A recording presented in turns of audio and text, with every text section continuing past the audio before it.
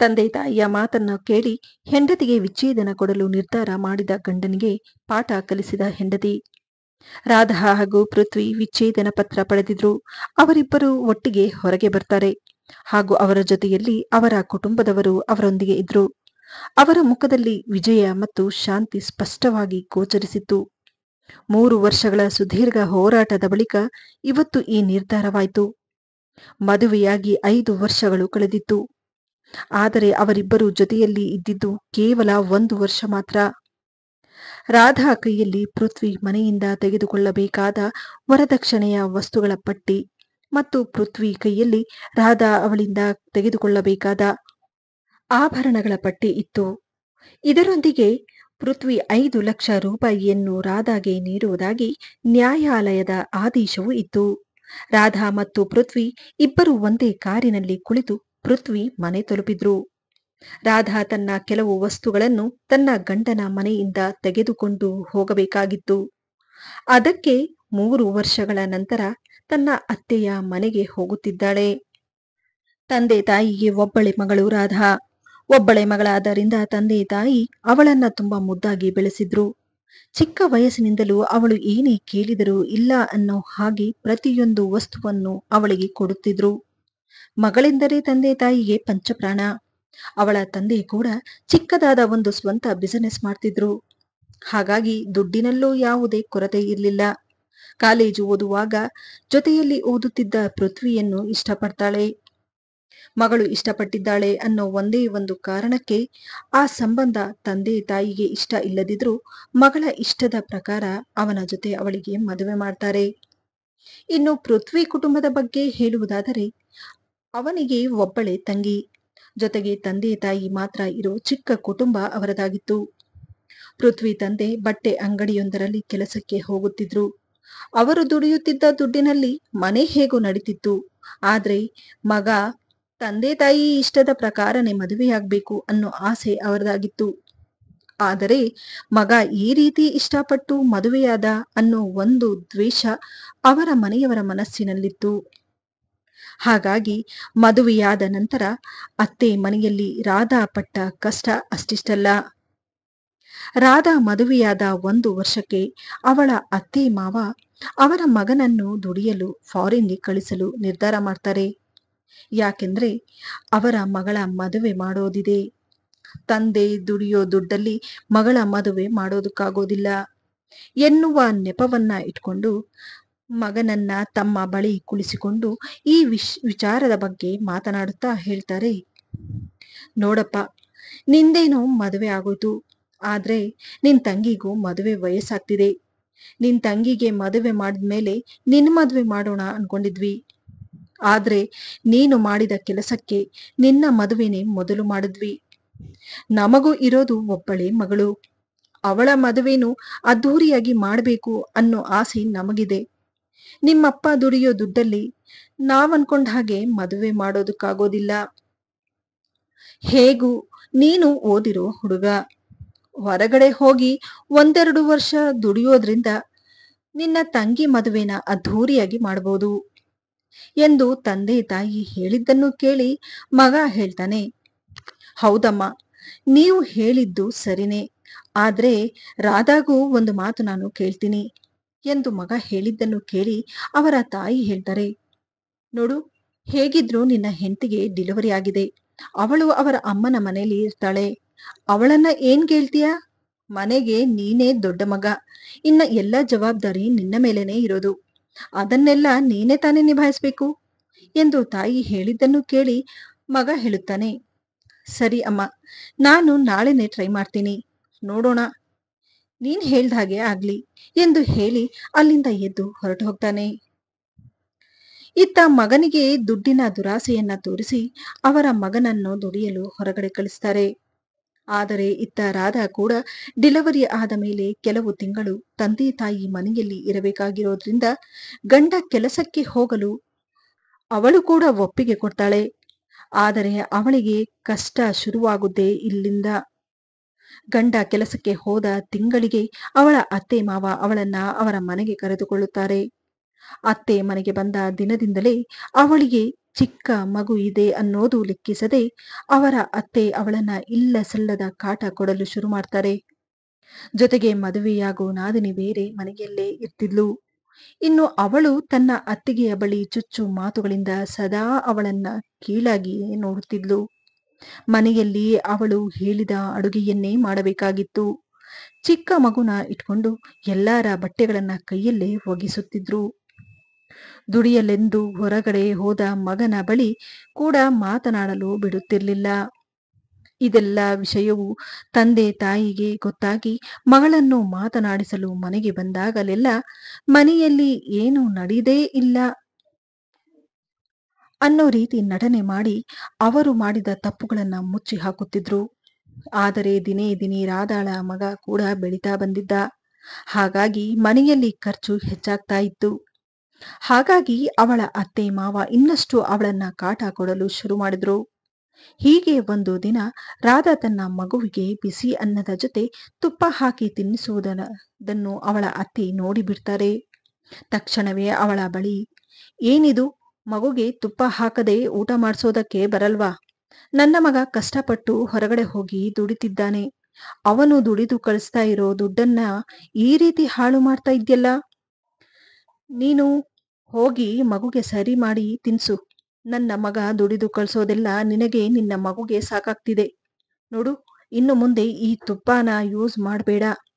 ಮನೆಗೆ ಯಾರಾದ್ರೂ ನೆಂಟರು ಬಂದಾಗ ಅಷ್ಟೋ ಇಷ್ಟೋ ಪಾಯಸ ಮಾಡೋದಕ್ಕಂತ ಇಟ್ಟಿದ್ದೀನಿ ಎಂದು ಅತ್ತೆ ಹೇಳಿದ್ದನ್ನು ಕೇಳಿ ಸೊಸೆ ಹೇಳುತ್ತಾಳೆ, ಇದೇನತ್ತೆ ಹೀಗ್ ಮಾತಾಡ್ತಾ ಇದ್ದೀರಾ? ಆ ಮಗು ಎಷ್ಟು ಅಂತ ತಿಂದು ಬಿಡುತ್ತೆ ಅಂತ ಹೇಳಿ ಈ ರೀತಿ ಮಾತಾಡ್ತಾ ಇದ್ದೀರಾ ನೀವು ಎಂದು ಸೊಸೆ ಹೇಳಿದ್ದನ್ನು ಕೇಳಿ ಅತ್ತೆಗೆ ಕೋಪ ಹೆಚ್ಚಾಗುತ್ತೆ. ನೋಡು, ನೀನು ನಾವು ಹೇಳಿದ ಹಾಗೆ ಕೇಳ್ಕೊಂಡು ಇರೋದನ್ನ ಕಲಿ. ಮಾತಿಗೆ ಮಾತು ಕೊಡಬೇಡ. ಇರೋ ಮಾತನ್ನ ಹೇಳಿದ್ರೆ ಎಷ್ಟು ಮಾತಾಡ್ತಾ ಇದ್ದೀಯಾ ನೀನು ಎಂದು ಹೇಳಿ ಅವರು ಜೋರು ಮಾಡಿದ್ದನ್ನು ನೋಡಿ ಅವಳು ಕೂಡ ಏನು ಮಾತನಾಡದೆ ಸುಮ್ಮನೆ ರೂಮಿಗೆ ಬಂದ್ಬಿಡ್ತಾಳೆ. ಯಾಕಂದ್ರೆ ಅವಳು ಇರೋ ಪರಿಸ್ಥಿತಿನೇ ಅಂತಹದ್ದು. ಒಂದು ಕಡೆ ಗಂಡ ನೋಡಿದರೆ ಮನೆಯಲ್ಲಿಲ್ಲ. ಗಂಡ ಜೊತೆಯಲ್ಲಿದ್ದಿದ್ರೆ ಗಂಡನ ಬಳಿ ಕಷ್ಟ ಸುಖ ಹೇಳಿಕೊಳ್ಳಬಹುದಾಗಿತ್ತು. ಗಂಡನ ಬಳಿ ಮಾತನಾಡಲು ಕೂಡ ಕಷ್ಟವಾಗಿ ಬಿಟ್ಟಿತ್ತು. ಹೇಗೂ ಸ್ವಲ್ಪ ದಿನದ ಮಟ್ಟಿಗೆ ಎಲ್ಲವನ್ನ ಸಹಿಸಿಕೊಂಡು ಹೋಗೋಣ ಎಂದು ಅವಳು ಕೂಡ ಪರಿಸ್ಥಿತಿಯನ್ನು ಅರ್ಥ ಮಾಡಿಕೊಂಡು ಹೋಗುತ್ತಿದ್ಲು. ಆದರೆ ಅಂದು ರಾಧಾ ಮಗುವಿಗೆ ವಿಪರೀತ ಜ್ವರ ಇರುತ್ತೆ. ಮಗುವನ್ನು ಆಸ್ಪತ್ರೆಗೆ ಕರೆದುಕೊಂಡು ಹೋಗಲು ಅತ್ತೆಯ ಬಳಿ ಹೇಳುತ್ತಾ, ಅತ್ತೆ, ರಾತ್ರಿಯಿಂದ ಮಗು ಒಂದೇ ಸಮನೆ ವಾಂತಿ ಮಾಡ್ತಿದೆ. ಚಳಿ ಜ್ವರ ಬೇರೆ ಇದೆ. ಆಸ್ಪತ್ರೆಗೆ ಕರೆದುಕೊಂಡು ಹೋಗ್ಬೇಕು ಎಂದು ಹೇಳಿದ್ದನ್ನು ಕೇಳಿ ಅವಳ ಅತ್ತೆ ಹೇಳುತ್ತಾರೆ, ವಾಂತಿ ಮಾಡಿದ್ರೆ ಅದಕ್ಕೆಲ್ಲ ಆಸ್ಪತ್ರೆಗೆ ಕರ್ಕೊಂಡು ಹೋಗ್ತಾರಾ? ದೃಷ್ಟಿ ಏನಾದ್ರೂ ಆಗಿರಬಹುದು, ಹೋಗಿ ದೃಷ್ಟಿ ತೆಗಿ. ಏನು ವಿಚಿತ್ರನೋ, ನಾವೆಲ್ಲ ಮಕ್ಕಳನ್ನ ಸಾಕೇ ಇಲ್ಲ. ಏನಾದ್ರೂ ಇಷ್ಟಾಗೋದ್ರೆ ಆಸ್ಪತ್ರೆಗೆ ಹೋಗ್ಬೇಕು ಅಂತಾರೆ. ದುಡ್ಡೇನು ಗಿಡದಲ್ಲಿ ಬೀಳುತ್ತಾ? ಹೋಗಿ ಕೆಲಸ ನೋಡು ಎಂದು ಹೇಳಿದ್ದನ್ನು ಕೇಳಿ ಅವಳು ಹೇಳುತ್ತಾಳೆ, ಅದೇನ್ ಮಾತಾಡ್ತಾ ಇದ್ದೀರಾ ನೀವು? ನನ್ನ ಮಗುಗೆ ಜ್ವರ ಜಾಸ್ತಿ ಆಗೋಗಿದೆ. ಆಸ್ಪತ್ರೆಗೆ ಕರ್ಕೊಂಡು ಹೋಗೋದನ್ನ ಬಿಟ್ಟು ಈ ರೀತಿ ಮಾತಾಡ್ತಾ ಇದ್ದೀರಲ್ಲ ನೀವು. ಯಾವಾಗ ನೋಡಿದ್ರು ದುಡ್ಡು ದುಡ್ಡು ಅಂತ ಹೇಳ್ತೀರಾ. ನನ್ನ ಗಂಡ ದುಡಿದು ಕಳಿಸ್ತಾ ಇರೋ ದುಡ್ಡನ್ನೆಲ್ಲ ನನಗೇನಾದ್ರೂ ಕೊಡ್ತಾ ಇದ್ದೀರಾ ನೀವು? ಅಥವಾ ನಾನೇನಾದ್ರೂ ದುಡ್ಡನ್ನ ಕೇಳ್ತಾ ಇದ್ದೀನಾ? ನನಗಂತೂ ನಿಮ್ಮ ಟಾರ್ಚರ್ ಜಾಸ್ತಿ ಆಗೋಗಿದೆ. ಮನೆಯಲ್ಲಿ ಸರಿಯಾಗಿ ಊಟ ಕೂಡ ಮಾಡೋದಕ್ಕೆ ಬಿಡೋದಿಲ್ಲ. ಪ್ರತಿಯೊಂದು ಕೆಲಸದಲ್ಲೂ ತಪ್ಪುಗಳನ್ನ ಕಂಡಿಡಿದು ಇಲ್ದೇ ಇರೋ ಮಾತುಗಳನ್ನ ಆಡ್ತೀರಾ. ಅದು ಸಾಲ್ದೆ ನನ್ನ ಮಗುವಿಗೂ ಕೂಡ ಸರಿಯಾಗಿ ಊಟ ಮಾಡಿಸೋದಕ್ಕೆ ಬಿಡಲ್ಲ. ಕುಂತ್ರೂ ತಪ್ಪು, ನಿಂತ್ರೂ ತಪ್ಪು. ಒಂದೊಂದು ನಿಮಿಷಕ್ಕೂ ನನಗೆ ತುಂಬಾ ಕಷ್ಟ ಕೊಡ್ತಿದ್ದೀರಾ. ನನ್ನ ಬಾಯನ್ನ ಮುಚ್ಚಿಸಿ ಈ ಮನೆಗೆ ಕೆಲಸದವಳು ಮಾಡಿ ಇಟ್ಕೊಂಡಿದ್ದೀರಾ. ಇನ್ನು ಏನೇನು ಮಾಡಬೇಕು ಅಂದ್ಕೊಂಡಿದ್ದೀರಾ ನೀವು ಎಂದು ಹೇಳಿದ ತಕ್ಷಣ ಅವಳ ಅತ್ತೆ, ಎಷ್ಟು ಅಂತ ಹೇಳಿ ಮಾತಾಡ್ತಾ ಇದ್ದೀಯಾ ನೀನು? ಕೇಳಿದಷ್ಟು ಜಾಸ್ತಿ ಮಾತಾಡ್ತಾ ಇದ್ದೀಯಾ? ನನ್ ಗಂಡ ದುಡಿದು ಕೊಡ್ತಿದ್ದಾನೆ ಅಂತಿದ್ಯಲ್ಲ, ಈ ಮನೆಯಲ್ಲಿ ನೀನು ಊಟ ಮಾಡ್ತಿಲ್ವಾ? ಅವನು ದುಡಿಯೋಕ್ ಹೋಗಿರೋದು ತಂಗಿ ಮದುವೆಗಂತ ಹೇಳಿ ನಿನ್ನ ಇಲ್ಲ ಸಲ್ಲದ ಖರ್ಚುಗಳನ್ನ ಮಾಡೋದಕ್ಕಲ್ಲ. ಮನೆಯಲ್ಲಿರೋ ಕೆಲಸನ ಮಾಡ್ಕೊಂಡು ಇರೋದಕ್ಕೆ ಕಷ್ಟ ಅನ್ನೋದಾದ್ರೆ ಆರಾಮವಾಗಿ ಹೋಗ್ಬಹುದು ಎಂದು ಅವಳ ಅತ್ತೆ ಹೇಳಿದ್ದನ್ನು ಕೇಳಿ ಅವಳಿಗೆ ಒಂದು ಕ್ಷಣಕ್ಕೆ ದುಃಖ ತಡೆಯಲಾಗದೆ, ನಾನ್ ಯಾಕಿಷ್ಟು ಕಷ್ಟಪಡಬೇಕು ಇವರಿಗೋಸ್ಕರ? ನಾನು ಇಷ್ಟಪಟ್ಟು ಮದುವೆಯಾಗಿದ್ದೇ ದೊಡ್ಡ ತಪ್ಪು ಆಗೋಯ್ತಾ? ನನ್ನನ್ನ ಎಷ್ಟು ದ್ವೇಷಿಸ್ತಾರೆ ಇವರು. ನನ್ನ ಜೊತೆ ಗಂಡ ಇಲ್ಲದೆ ಇದ್ರು ಇವರಿಗೋಸ್ಕರ, ಈ ಮನೆಗೋಸ್ಕರ ಇವರು ಕೊಡ್ತಾ ಇರೋ ಕಷ್ಟನೆಲ್ಲ ಸಹಿಸಿಕೊಂಡು ಹೋಗ್ತಿದ್ದೆ. ಆದ್ರೆ ಕೊನೆಗೂ ಇವರ ಬುದ್ಧಿನ ಇವರು ತೋರಿಸ್ಬಿಟ್ರು. ಈಗ ನನ್ನ ಮಗು ಈ ಅವಸ್ಥೆಯಲ್ಲಿದೆ. ಆ ಮಗುವನ್ನು ನೋಡಿಯಾದ್ರೂ ಅವರ ಮನಸ್ಸು ಕರಗೋದಲ್ವಾ ಎಂದು ಹೇಳಿ ಆ ಕ್ಷಣವೇ ಒಂದು ನಿರ್ಧಾರವನ್ನ ಮಾಡ್ತಾಳೆ. ಇಷ್ಟೆಲ್ಲ ಆದ್ಮೇಲೆ ಇವರಿಂದಾಗಿ ನಾನು ನನ್ನ ಮಗು ಚೆನ್ನಾಗಿರ್ತೀವಿ ಅನ್ನೋದು ನನ್ನ ಭ್ರಮೆ. ಮಗುಗೆ ಜ್ವರ ಬೇರೆ ಹೆಚ್ಚಾಗ್ತಿದೆ. ಇನ್ನು ನಾನು ಸುಮ್ಮನಿದ್ರೆ ಆಗೋದಿಲ್ಲ ಎಂದು ಹೇಳಿ ಅವಳ ಅತ್ತೆಯ ಬಳಿ, ನೋಡಿ ಅತ್ತೆ, ನೀವು ಇಷ್ಟೆಲ್ಲ ಹೇಳಿದ್ಮೇಲೆ ಇನ್ನ ನಿಮಗೋಸ್ಕರ ನಾನು ಬದುಕೋದ್ರಿಂದ ಏನೂ ಪ್ರಯೋಜನ ಇಲ್ಲ. ನನ್ನ ಮಗುನ ಹೇಗೆ ನೋಡ್ಕೊಳ್ಬೇಕು ಅನ್ನೋದು ನನಗೆ ಚೆನ್ನಾಗಿ ಗೊತ್ತು. ನನಗೆ ನನ್ನ ಮಗು ಮುಖ್ಯ ಎಂದು ಹೇಳಿ ಧೈರ್ಯದಿಂದ ಒಂದು ನಿರ್ಧಾರವನ್ನ ಮಾಡಿ ಆ ಮಗುವನ್ನು ಕರೆದುಕೊಂಡು ಆಸ್ಪತ್ರೆಗೆ ಹೋಗ್ತಾಳೆ. ಆಸ್ಪತ್ರೆಯಲ್ಲಿ ಮಗುವನ್ನು ತೋರಿಸಿ ಮತ್ತೆ ಮನೆಗೆ ಬರ್ತಾಳೆ. ಆದರೆ ಅವಳು ಮನೆಗೆ ಬಂದಿದ್ದನ್ನು ನೋಡಿ ಅವಳ ಅತ್ತೆ, ನಿಂತ್ಕೋ, ಒಳಗಡೆ ಬರಬೇಡ. ಎಷ್ಟು ಧೈರ್ಯ ಇದ್ರೆ ನೀನು ಒಬ್ಳೆ ಹೋಗ್ಬಿಟ್ಟು ಬಂದೆ. ನಿನಗೆ ಇಷ್ಟ ಬಂದಾಗ್ಲೆಲ್ಲ ಇರೋದಕ್ಕೆ ಇದು ನಿಮ್ಮಪ್ಪನ ಮನೆ ಅಲ್ಲ. ಒಂದು ಸಲ ನೀನು ನಮ್ಮ ಮಾತನ್ನ ಮೀರಿ ಹೋದ್ಮೇಲೆ ಆಗೋಯ್ತು. ಮತ್ತೆ ನೀನು ಬಂದು ನಿನ್ನ ಇಷ್ಟದ ಪ್ರಕಾರ ಇಲ್ಲಿ ಇರ್ಬೋದು ಅಂತ ತಿಳ್ಕೋಬೇಡ ಎಂದು ಹೇಳಿದ್ದನ್ನು ಕೇಳಿ, ಹಾಗಾದ್ರೆ ನಾನು ಎಲ್ಲಿಗೆ ಹೋಗ್ಬೇಕು? ಮಗುಗೆ ಹುಷಾರಿಲ್ಲ ಅಂತ ಹೇಳಿತಾನೆ ನಾನು ಹೋಗಿದ್ದೆ. ಹೌದು, ನಾವಿದ್ದು ನೀನು ಮನೆಯಿಂದ ಹೊರ ಹೋಗುವ ಅವಶ್ಯಕತೆ ಏನಿತ್ತು? ಗಂಡ ಬೇರೆ ಮನೇಲಿಲ್ಲ. ಎಷ್ಟು ಧೈರ್ಯದಿಂದ ನೀನು ಮನೆಯಿಂದ ಹೊರಗಡೆ ಹೋದೆ? ಗಂಡ ಇಲ್ಲದೆ ಇರೋ ಸಮಯದಲ್ಲಿ ಹೀಗೆ ಮಾಡಿದ್ರೆ ಹೇಗೆ ನಿನ್ನ ನಂಬೋದು ಎಂದು ಹೇಳಿದ ತಕ್ಷಣ ಅವಳಿಗೆ ಎಲ್ಲಿಲ್ಲದ ಕೋಪ ಬಂದು, ಅಯ್ಯೋ ದೇವ್ರೆ, ಎಷ್ಟು ಅನುಮಾನ ನಿಮಗೆ. ನೋಡಿ, ನಿಮ್ಮಂತಹ ಮೃಗಗಳ ಮಧ್ಯೆ ಇರೋದಕ್ಕೆ ಯಾರು ಇಷ್ಟಪಡ್ತಾರೆ? ನೀವು ಕೊಡೋ ಕಷ್ಟಗಳನ್ನೆಲ್ಲ ಸಹಿಸಿಕೊಂಡು ಇರೋದಕ್ಕೆ ನನ್ನ ಕೈಯಲಾಗೋದಿಲ್ಲ. ಮುಂದೆ ಏನಾಗುತ್ತೋ ನೋಡೋಣ ಎಂದು ಹೇಳಿ ಮಗುವನ್ನ ಎತ್ಕೊಂಡು ಅವಳ ತಾಯಿ ಮನೆಗೆ ಬಂದು ಬಿಡ್ತಾಳೆ. ಇತ್ತ ಸೊಸೆ ಅವಳ ತಾಯಿ ಮನೆಗೆ ಬಂದ ತಕ್ಷಣ ಅವಳ ಅತ್ತೆ ಮಾವ ಅವರ ಮಗನಿಗೆ ಫೋನ್ ಮಾಡಿ ಅವಳ ಬಗ್ಗೆ ಇಲ್ಲ ಸಲ್ಲದ ಮಾತುಗಳನ್ನ ಹೇಳುತ್ತಾ, ನೋಡಪ್ಪ, ನೀನು ಹೋದಾಗನಿಂದ ನಿನ್ನ ಹೆಂಡತಿ ಒಂದು ದಿನಾನು ಸರಿಯಾಗಿ ಮನೆಯಲ್ಲಿ ಇರ್ತಾ ಇಲ್ಲ. ಅದೆಲ್ಲಿಗೆ ಹೋಗ್ತಾಳೋ ಗೊತ್ತಿರ್ಲಿಲ್ಲ. ಅದನ್ನ ಕೇಳಿದಕ್ಕೆ ಮನೆಯಲ್ಲಿ ದೊಡ್ಡ ರಾದಂತ ಮಾಡಿ ನಮ್ಮನ್ನೆಲ್ಲ ಒಡೆದು ಮನೆ ಬಿಟ್ಟು ಹೋಗಿದ್ದಾಳೆ. ನಾವು ಎಷ್ಟು ಹೇಳಿದ್ರೂ ಕೇಳಲಿಲ್ಲ ಎಂದು ಸುಳ್ಳು ಅಪವಾದವನ್ನ ಅವಳ ಮೇಲೆ ಹಾಕಿ ಕಣ್ಣೀರು ಹಾಕಿ ಮಗನ ಬಳಿ ಹೇಳಿ ಅವನ ಮನಸ್ಸಲ್ಲಿ ಅವಳ ಬಗ್ಗೆ ದ್ವೇಷವನ್ನ ಹುಟ್ಟಿಸ್ತಾರೆ. ಎಷ್ಟಾದರೂ ತಂದೆ ತಾಯಿ, ಅವರು ಕಣ್ಣೀರು ಹಾಕುತ್ತಾ ಹೇಳಿದ ಮಾತನ್ನು ಮಗ ನಂಬುತ್ತಾನೆ. ಹಾಗಾಗಿ ಅವರ ಮಾತನ್ನು ಕೇಳಿದ ಕೂಡಲೇ ಅವಳ ಹೆಂಡತಿಗೆ ಫೋನ್ ಮಾಡ್ತಾನೆ. ಆದರೆ ಅದೇ ಸಮಯಕ್ಕೆ ಅವಳ ಫೋನ್ ಸ್ವಿಚ್ ಆಫ್ ಬರುತ್ತೆ. 2-3 ಬಾರಿ ಫೋನ್ ಮಾಡಿ ಸುಮ್ಮನಾಗ್ಬಿಡ್ತಾನೆ. ರಾಧಾ ಅತ್ತೆ ಮಾವ ಮಾಡಿದ ಕೆಲಸವನ್ನೆಲ್ಲ ತನ್ನ ಗಂಡನ ಬಳಿ ಹೇಳಬೇಕೆಂದು ಬೇರೆ ದಿನವೇ ಗಂಡನಿಗೆ ಫೋನ್ ಮಾಡಿದಾಗ ಕೋಪದಲ್ಲಿದ್ದ ಗಂಡ ಅವಳ ಫೋನನ್ನ ರಿಸೀವ್ ಮಾಡೋದಿಲ್ಲ.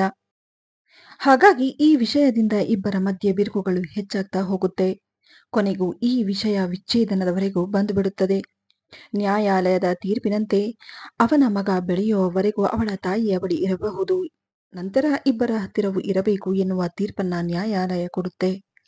ಕೋರ್ಟಿನ ತೀರ್ಪಿನ ನಂತರ ರಾಧಾ ಅತ್ತೆ ಮನೆ ಪ್ರವೇಶಿಸಿದ ಕೂಡಲೇ ಹಳೆಯ ನೆನಪುಗಳು ತಾಜಾ ಆಗತೊಡಗಿದವು. ರಾಧಾ ತುಂಬಾ ಶ್ರಮಪಟ್ಟು ಆ ಮನೆಯನ್ನ ಅಲಂಕರಿಸಿದ್ಲು. ಅವಳ ಜೀವನವು ಪ್ರತಿಯೊಂದು ವಸ್ತುವಿನ ಮೇಲೆ ಕೇಂದ್ರೀಕೃತವಾಗಿತ್ತು. ಅವಳ ಕಣ್ಣುಗಳ ಮುಂದೆ ಗಂಡನ ಜೊತೆ ಕಳೆದ ಆ ಕ್ಷಣಗಳು ಎಲ್ಲವೂ ಸೃಷ್ಟಿಯಾಯಿತು. ಅದು ಅವಳ ಕನಸಿನ ಮನೆಯಾಗಿತ್ತು. ಮದುವೆಗೂ ಮುಂಚೆ ಪೃಥ್ವಿ ಎಷ್ಟು ಸಂಕಲ್ಪದಿಂದ ತನ್ನ ಕನಸನ್ನು ನನಸು ಮಾಡಿಕೊಂಡಿದ್ದ. ಅವಳ ಗಂಡ ಸೋಫಾದ ಮೇಲೆ ಕೂತು, ನಿನ್ನ ವಸ್ತುಗಳು ಏನೇನು ಇದೆಯೋ, ಏನು ಬೇಕು ಅದನ್ನೆಲ್ಲ ತಗೋ, ನಾನು ನಿನ್ನನ್ನ ತಡೆಯೋದಿಲ್ಲ ಎಂದಾಗ ಹೆಂಡತಿ ರಾಧಾ ಅಚ್ಚರಿಯಿಂದ ಗಂಡನನ್ನು ನೋಡ್ತಾಳೆ. ಹೇಗಿದ್ದವರು ನೀವು ಹೇಗಾದ್ರಿ? ನನ್ನ ಮೇಲೆ ಎಷ್ಟೆಲ್ಲ ದ್ವೇಷ ಎಂದು ಮನಸ್ಸಲ್ಲೇ ದುಃಖ ಪಡುತ್ತಾ ಗಂಡನ ಮುಖ ನೋಡಿದಾಗ ಗಂಡನ ಮುಖದಲ್ಲಿ ಹೆಂಡತಿಯನ್ನು ಕಳೆದುಕೊಳ್ಳುತ್ತಿರುವ ನೋವು, ದುಃಖ ಕಾಣಿಸಿಕೊಳ್ಳಲಾರಂಭಿಸಿದೆ. ಇನ್ನು ಸೋಫಾ ಮೇಲೆ ಕುಳಿತುಕೊಂಡಿದ್ದ ಅವನು ತಕ್ಷಣವೇ ಎದ್ದು ಅಲ್ಲಿಂದ ಅವನ ರೂಮ್ಗೆ ಹೋಗ್ತಾನೆ. ಅಲ್ಲಿ ಅವಳ ಹೆಚ್ಚಿನ ವರದಕ್ಷಿಣೆ ವಸ್ತುಗಳು ಬಿದ್ದಿದ್ದವು. ಆ ವಸ್ತುಗಳು ತುಂಬಾ ಧೂಳು ತುಂಬಿದ್ದವು. ಅವಳ ಜೊತೆಯಲ್ಲಿದ್ದ ತಾಯಿ, ಎಲ್ಲಿ ನಿನಗೆ ನಾವು ಕೊಟ್ಟ ವಸ್ತುಗಳು ಕಾಣಿಸ್ತಾ ಇಲ್ಲ? ನಿನ್ ಗಂಡನೋ ನಿನ್ನ ಅತ್ತೆ ಮಾವ ಅದನ್ನ ಮಾರಿರ್ಬೇಕು ಎಂದಾಗ ತಾಯಿಯ ಮಾತನ್ನು ಕೇಳಿ ರಾಧಾ ಹೇಳುತ್ತಾಳೆ, ಅಮ್ಮ, ನೀನು ಸ್ವಲ್ಪ ಹೊತ್ತು ಬಾಯಿ ಮುಚ್ಚು ಎಂದಳು. ಯಾಕಂದ್ರೆ ಗಂಡನ ಬಗ್ಗೆ ಈ ರೀತಿಯೆಲ್ಲ ಹೇಳುವುದು ಅವಳಿಗೆ ಇಷ್ಟ ಇರಲಿಲ್ಲ. ನಂತರ ಸ್ಟೋರ್ ರೂಮಿನಲ್ಲಿ ಬಿದ್ದಿದ್ದ ವಸ್ತುಗಳನ್ನು ತೆಗೆದುಕೊಂಡರು. ರಾಧಾ ತನ್ನ ಲಗೇಜ್ ಮಾತ್ರ ತೆಗೆದುಕೊಂಡು ಗಂಡನ ವಸ್ತುಗಳನ್ನ ಮುಟ್ಟೋದೇ ಇಲ್ಲ. ಆ ಬಳಿಕ ರಾಧಾಳ ಬಳಿ ಇದ್ದ ಗಂಡನ ಕೆಲವು ಆಭರಣಗಳು ಗಂಡನಿಗೆ ಕೊಡುವುದನ್ನು ನೋಡಿ ಗಂಡ ಹೇಳುತ್ತಾನೆ, ನನಗೆ ಇದು ಬೇಡ, ನೀನೇ ಇಟ್ಕೋ. ನಿನಗೆ ಏನಾದರೂ ತೊಂದರೆಯಾದಾಗ ಇದರ ಉಪಯೋಗ ಮಾಡಿಕೊಳ್ಳಬಹುದು. ಇದನ್ನೆಲ್ಲ ಕೇಳಿದ ರಾಧಾ ಅವರ ತಾಯಿ, ನಮಗೆ ಈ ಚಿನ್ನಾಭರಣ ಬೇಡ, ಕೋರ್ಟ್ ಕೊಡುವಂತೆ ಹೇಳಿದ್ದ ದುಡ್ಡು ಕೂಡ ನಮಗೆ ಬೇಡ ಎಂದರು. ಆಗ ಪೃಥ್ವಿ ಸೋಫಾದಿಂದ ಎದ್ದು ನಿಂತ. ಆಗ ರಾಧಾ ಮುಖ ತಿರುಗಿಸಿದ್ದನ್ನು ನೋಡಿ, ಜೀವನ ಇನ್ನೂ ದೊಡ್ಡದಾಗಿದೆ, ಅದನ್ನು ಹೇಗೆ ಕಳಿತೀಯ? ಇದನ್ನ ತಗೊಂಡು ಹೋಗು, ನಿನಗೆ ಉಪಯೋಗವಾಗುತ್ತೆ ಎಂದು ಗಂಡ ದುಃಖದಿಂದ ಹೇಳುತ್ತಾ ಅವನು ರೂಮಿಗೆ ಹೊರಟು ಬಿಡ್ತಾನೆ. ಗಂಡ ದುಃಖದಲ್ಲಿ ಇರುವುದನ್ನು ನೋಡಿ ಅವಳ ಮನಸ್ಸು ಚಡಪಡಿಸುತ್ತಾ ರಾಧಾ ಕೂಡ ಪೃಥ್ವಿಯನ್ನು ಹಿಂಬಾಲಿಸಿ ಅವನ ರೂಮಿಗೆ ಹೋದಳು. ಅವನು ಅಳುತ್ತಿದ್ದನ್ನು ಮತ್ತು ವಿಚಿತ್ರವಾದ ಮುಖವನ್ನು ಮಾಡುತ್ತಿದ್ದ. ರಾಧಾ ಹಿಂದೆಂದೂ ಅವನು ಅಳುವುದನ್ನ ನೋಡಿರಲಿಲ್ಲ. ಇವತ್ತು ಅವನು ಮೊದಲ ಸಲ ಅಳುತ್ತಿರುವುದನ್ನು ನೋಡಿ ರಾಧಾಗೆ ತುಂಬಾ ಬೇಸರವಾಗುತ್ತದೆ. ಗಂಡ ಅಳುತ್ತಿರುವುದನ್ನು ನೋಡಿ ಅವಳು ಏನಾಯ್ತು ಎಂದಾಗ ಅದಕ್ಕೆ ಅವನು ಹೇಳ್ತಾನೆ, ನನ್ನ ಬಗ್ಗೆ ನಿನಗೆ ಇಷ್ಟೊಂದು ಚಿಂತೆ ಇದೆ ಅಂದ ಮೇಲೆ ನೀನು ಯಾಕೆ ವಿಚ್ಛೇದನ ನೀಡ್ತಿದ್ದಿ ಎಂದು ಗಂಡ ಹೇಳಿದ್ದನ್ನು ಕೇಳಿ ರಾಧಾ ಹೇಳುತ್ತಾಳೆ, ನಾನೊಬ್ಬಳೇ ಅಲ್ಲ, ನೀವು ಕೂಡ ವಿಚ್ಛೇದನಕ್ಕೆ ಒಪ್ಪಿಗೆ ಕೊಟ್ಟಿದ್ದೀರಲ್ಲ ಎಂದು ಅವಳು ಹೇಳಿದ್ದನ್ನು ಕೇಳಿ ಗಂಡ ಹೇಳುತ್ತಾನೆ, ನೀನಾದ್ರೂ ಒಂದು ಸಲನಾದ್ರೂ ನನ್ನ ಹತ್ರ ಮಾತಾಡಬಹುದಾಗಿತ್ತಲ್ಲ ಎಂದು ಹೇಳಿದ್ದನ್ನು ಕೇಳಿ ಅವಳು ಹೇಳ್ತಾಳೆ, ನಾನು ಎಷ್ಟೋ ಸಲ ಟ್ರೈ ಮಾಡಿದೆ, ಆದ್ರೆ ನಿಮ್ಮ ಫೋನು ಸ್ವಿಚ್ ಆಫ್ ಬರ್ತಿತ್ತು. ಹೌದು, ರಾಧಾ ಹೇಳಿದ್ದನ್ನು ಕೇಳಿ ಗಂಡ ಹೇಳ್ತಾನೆ, ಹೌದು, ನೀನು ಮಾಡಿರೋ ಕೆಲಸನೇ ಅಂತದ್ದಾಗಿತ್ತು ಎಂದು ಗಂಡ ಹೇಳಿದ್ದನ್ನು ಕೇಳಿ ಹೆಂಡತಿ ಹೇಳ್ತಾಳೆ, ಇಷ್ಟೆಲ್ಲ ಆದ್ರೂ ನೀವು ನಿಮ್ಮ ತಂದೆ ತಾಯಿ ಈ ರೀತಿನೇ ಮಾತಾಡ್ತಿದ್ದೀರಲ್ಲ, ಅವತ್ತು ಏನಾಯ್ತು ಅನ್ನೋದು ನಿಮಗೆ ಗೊತ್ತಾ? ನಿಮ್ ತಂದೆ ತಾಯಿನೇ ಸ್ವತಃ ನನ್ನ ಮನೆಯಿಂದ ಆಚೆ ಹಾಕಿದ್ದು. ಮಗುಗೆ ಜ್ವರ ಬಂದು ವಿಪರೀತ ಸುಸ್ತಾಗಿ ಹೋಗಿದ್ದ. ಆಸ್ಪತ್ರೆಗೆ ಕರ್ಕೊಂಡು ಹೋಗಿ ಅಂದ್ರೆ ಕರ್ಕೊಂಡು ಹೋಗಲಿಲ್ಲ. ಚಿಕ್ಕ ಪುಟ್ಟ ವಿಷಯಕ್ಕೆಲ್ಲ ಆಸ್ಪತ್ರೆಗೆ ಹೋಗಲ್ಲ, ನಾವು ಹೇಳಿದ ಹಾಗೆ ಕೇಳ್ಕೊಂಡು ಇರೋದಾದ್ರೆ ಇರು, ಇಲ್ಲ ಅಂದ್ರೆ ಹೋಗ್ತಾ ಇರು ಅಂತ ಹೇಳ್ಬಿಟ್ರು. ನೀವು ಹೋದಾಗನಿಂದ ನಾನು ಪಟ್ಟ ಕಷ್ಟ ಅಷ್ಟಿಷ್ಟಲ್ಲ, ನನಗೂ ಬೇರೆ ದಾರಿನೇ ಇರ್ಲಿಲ್ಲ. ಅದಕ್ಕೆ ನಾನೇ ಮಗುನ ಆಸ್ಪತ್ರೆಗೆ ಕರ್ಕೊಂಡು ಹೋದೆ. ನಿಮ್ಮ ತಂದೆ ತಾಯಿ ಪ್ರಕಾರ ನಾನು ಮಾಡಿದ ತಪ್ಪು ಅದೇ. ಆಗ ನನ್ನ ಮನೆಯಿಂದ ಹೊರಗೆ ಹಾಕಿದ್ರು. ನಾನು ಇಷ್ಟೆಲ್ಲ ಹೇಳಿದ್ಮೇಲೆ ನಿಮಗೆ ನಂಬಿಕೆ ಬರ್ತಿಲ್ಲ ಅಂದ್ರೆ ನಿಮ್ಮ ತಾಯಿ ಇಲ್ಲೇ ಇದ್ದಾರೆ, ಅವರ ಮುಂದೆ ನಿಜ ಹೊರಗೆ ಬರ್ಲಿ ಎಂದು ಹೇಳಿದ್ದನ್ನು ಕೇಳಿ ಅವನ ಗಂಡ ಹೇಳುತ್ತಾನೆ, ಹಾಗಾದ್ರೆ ನೀನು ಯಾರ ಜೊತೆನೂ ಮನೆಯಿಂದ ಹೊರಗೆ ಹೋಗಿಲ್ವಾ? ಅಮ್ಮ ಯಾಕೆ ನನ್ನ ಹತ್ರ ಸುಳ್ಳು ಹೇಳಿದ್ರು ಎಂದು ಹೇಳಿ ತಕ್ಷಣವೇ ತನ್ನ ತಾಯಿಯ ಬಳಿ ಬಂದು, ರಾಧಾ ಏನ್ ಹೇಳ್ತಿದ್ದಾಳೆ, ನಿಜಾನಾ? ಮನೆಯಿಂದ ಹೊರಗೆ ಅವಳನ್ನ ನೀವು ಹಾಕಿದ್ದ ಎಂದು ಹೇಳಿದೆ ತಡ. ಅವರ ಅಮ್ಮ ಗಾಬರಿಯಿಂದ ಅದು ಅದು ಹಾಗಲ್ಲಪ್ಪ ಎಂದಾಗ ರಾಧಾ ಬಂದು, ಈಗ ನೀವು ಬಾಯಿ ಎಲ್ಲಿ ತೆಗಿತೀರಾ? ಈಗ ನಿಮಗೆ ಸಂತೋಷ ಆಗಿರಬಹುದು ಅಲ್ವಾ? ನಮ್ಮಿಬ್ಬರನ್ನ ದೂರ ಮಾಡಬೇಕು ಅನ್ನೋದೇ ನಿಮ್ಮ ಗುರಿಯಾಗಿತ್ತು. ನಾವು ಇಷ್ಟಪಟ್ಟು ಮದುವೆಯಾಗಿದ್ದೇ ದೊಡ್ಡ ತಪ್ಪು ಆಗೋಯ್ತು. ನನ್ನ ಹಿಂದೆ ನಿಮ್ಮ ಮಗನ ಹತ್ತಿರ ಎಷ್ಟೆಲ್ಲ ಹೇಳಿ ಈ ಸಂಬಂಧನ ಮುರಿಯೋ ಪ್ರಯತ್ನ ಪಟ್ರಿ. ನಿಮ್ಮ ಮಾತಿಗೆ ಮಗ ಕೂಡ ಮರಳಾಗಿ ಈ ಸಂಬಂಧನ ಮುರಿಯೋದ್ರಲ್ಲಿ ಮುಂದಾದ್ರು. ಗಂಡನಿಗೆ ನನ್ನ ಮೇಲೆ ಅಷ್ಟು ನಂಬಿಕೆ ಇಲ್ಲ ಅಂದ ಮೇಲೆ ಏನೇ ಹೇಳಿದ್ರೂ ಪ್ರಯೋಜನ ಇಲ್ಲ. ಈಗ ನಿಮ್ಮ ತಾಯಿ ತಂದೆ ಸಂತೋಷವಾಗಿರಬಹುದು. ನೋಡಿ ಅತ್ತೆ, ನೀವು ಮಾಡಿದ ಆ ಒಂದು ತಪ್ಪಿನಿಂದ ಇವತ್ತು ನಮ್ಮ ಸಂಬಂಧ ಎಲ್ಲಿಗೆ ಬಂದು ನಿಂತಿದೆ. ಹೀಗೆ ಮಾಡೋದ್ರಿಂದ ನಿಮಗೆ ಏನು ಸಿಕ್ತು? ನಿಮಗೂ ಮಗಳಿದ್ದಾಳೆ ಅನ್ನೋದನ್ನ ಮರಿಬೇಡಿ ಎನ್ನುವಷ್ಟರಲ್ಲಿ ಅವಳ ತಾಯಿ ಅಲ್ಲಿಗೆ ಬಂದು ರಾಧಾಳ ಕೈ ಹಿಡಿದು ಹೊರಗೆ ಕರೆದುಕೊಂಡು ಹೋಗಿ ತಾಯಿ ಮತ್ತು ಮಗಳು ಹೊರಗೆ ನಿಂತು ಕಾರಿಗೆ ಕಾಯತೊಡಗಿದ್ರು. ರಾಧಾಳ ಮನಸ್ಸು ಒಂದು ರೀತಿ ಏನೋ ಒದ್ದಾಡುತ್ತಿತ್ತು. ಅವಳ ಹೃದಯ ಭಾರವಾಗುತ್ತಿತ್ತು. ಇತ್ತ ಹೆಂಡತಿ ಹೇಳಿದ ಎಲ್ಲ ಮಾತುಗಳಿಂದ ನಿಜಾಂಶ ಗೊತ್ತಾಗಿ ಅವಳ ಬಗ್ಗೆ ಇದ್ದ ಕೆಟ್ಟ ಅಭಿಪ್ರಾಯ ದೂರವಾಗಿ ಗಂಡನ ಮನಸ್ಸಿನಲ್ಲಿ ಅವಳಿಗಿದ್ದ ದ್ವೇಷ ಹೊರಟು ಹೋಗಿರುತ್ತೆ. ಅವಳು ಹೊರಗಡೆ ಹೋಗಿದ್ದನ್ನು ನೋಡಿ ಗಂಡನಿಗೆ ಮನಸ್ಸು ಕೇಳುತ್ತಿರಲಿಲ್ಲ. ರಾಧಾಳ ಜೊತೆ ಕಳೆದ ಪ್ರತಿಯೊಂದು ಕ್ಷಣವೂ ಹಾಗೂ ಅವರಿಬ್ಬರು ಕಳೆದ ಹಳೆಯ ದಿನಗಳನ್ನ ನೆನಪಿಸಿಕೊಳ್ಳತೊಡಗಿದ. ಅವನ ಆತಂಕ ಮತ್ತಷ್ಟು ಹೆಚ್ಚಾಯ್ತು. ಕಾರು ಹೊರಗೆ ಬಂದು ನಿಂತಿತ್ತು. ಸಾಮಾನುಗಳನ್ನ ಕಾರಿನಲ್ಲಿ ಹಾಕಲಾಗುತ್ತಿತ್ತು. ಅವರು ಕೂಡ ಕಾರಿನಲ್ಲಿ ಕುಳಿತುಕೊಳ್ಳುತ್ತಾರೆ. ಕಾರಿನ ಸದ್ದು ಕೇಳಿ ರಾಧಾ ಗಂಡ ಪೃಥ್ವಿ ಹೊರಬಂದು ಇದ್ದಕ್ಕಿದ್ದಂತೆ ಪೃಥ್ವಿ ಅವಳ ಹೆಸರು ಕೂಗುತ್ತಾ, ಹೋಗಬೇಡ, ದಯವಿಟ್ಟು ನನ್ನನ್ನ ಕ್ಷಮಿಸು ಎಂದ.